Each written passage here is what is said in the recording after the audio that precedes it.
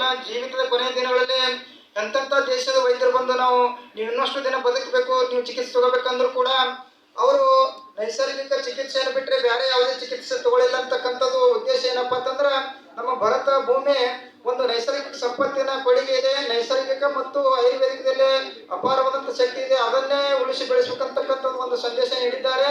ಆ ಪೂಜ್ಯರ ಒಂದು ಸಂದೇಶವೇ ನಮಗೆ ಈ ಸಮಾರಂಭದಲ್ಲಿ ನೆನಪಾಗ್ತಾ ಇದೆ. ನಾನು ಕಪ್ಪತ್ತಗುಡ್ಡದ ಪೂಜ್ಯರ ಒಂದು ಹೋರಾಟ ಹಾಗೂ ಈ ಸಮಾರಂಭದ ಒಂದು ಧ್ಯೇಯ ಉದ್ದೇಶಗಳನ್ನು ಕಂಡು ತುಂಬ ಸಂತೋಷಪಟ್ಟಿದ್ದೇನೆ.